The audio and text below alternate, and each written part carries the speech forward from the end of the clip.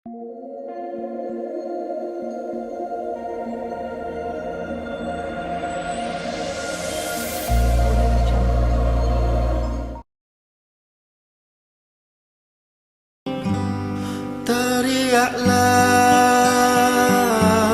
sekuat manapun aku, suara ini tiada mendengar. Dan nilai ringgit yang semakin menyusut.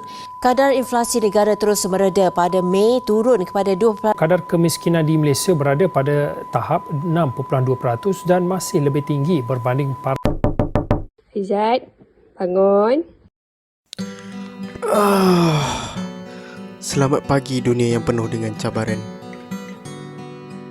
Namun mencabar bagaimana sekalipun, hidup ini tetap perlu diteruskan. Bang, selesai. Kita sekarang. Betul kan? Sejak kerajaan baru naik, semua barang naik.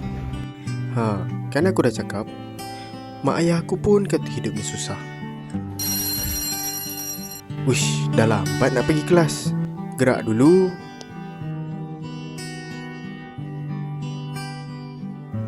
Alamak, lupa nak bagi tahu. Nama aku Aizat. Seorang pelajar biasa yang hidup dalam dunia pahit manis.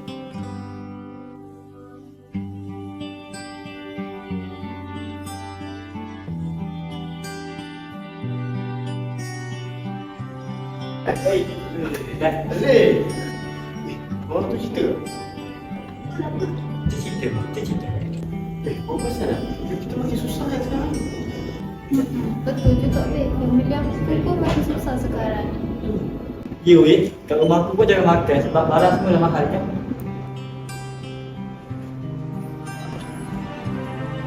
Jadi, Assalamualaikum semua. Apa khabar? Khabar baik, sir.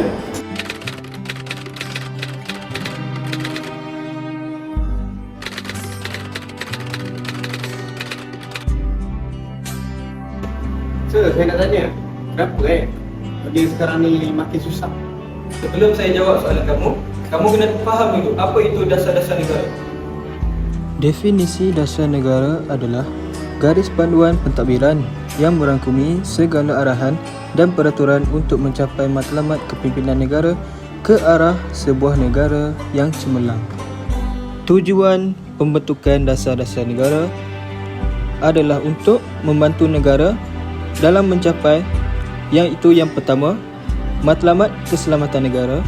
Yang kedua, perpaduan dan kestabilan negara. Yang ketiga, kesejahteraan sosial dan ekonomi rakyat dan juga masyarakat. Dasar-dasar negara terbahagi kepada 3 sektor utama, iaitu sektor ekonomi, sektor politik dan sektor sosial.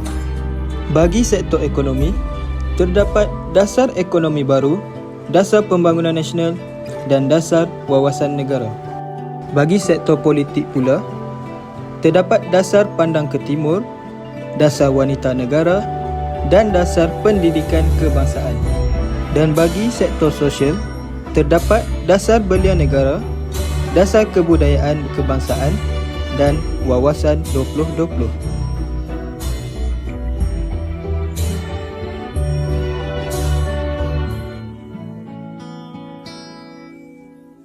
Tapi kan sir, walaupun Malaysia sudah ada dasar-dasar negara, mengapa rakyat masih mengalami masalah tersebut? Bagi menjawab persoalan kamu, kita perlu melihat kepada beberapa faktor yang berlakunya masalah ini. Sebagai contoh, faktor yang pertama iaitu penyelewengan kuasa ahli-ahli pemimpin negara.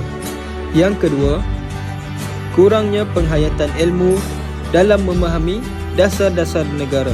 Selain itu juga, faktor berlakunya masalah ini adalah kerana sikap ambil tahu yang kurang memberangsangkan dalam kalangan rakyat negara kita.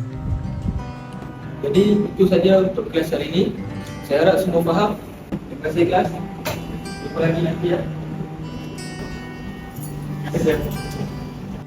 Betul lah, lumrah kehidupan.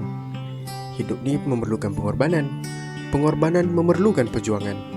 Perjuangan pula memerlukan ketabahan. Ketabahan memerlukan keyakinan. Keyakinan pula menentukan kejayaan. Kejayaan pula menentukan kebahagiaan.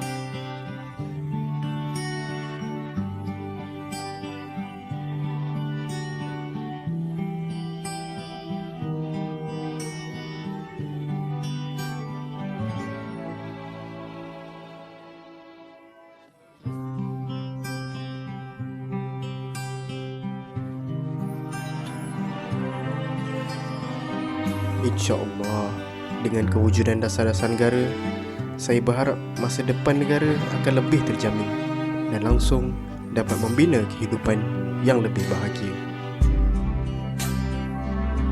Teriaklah sekuat manapun aku, suara ini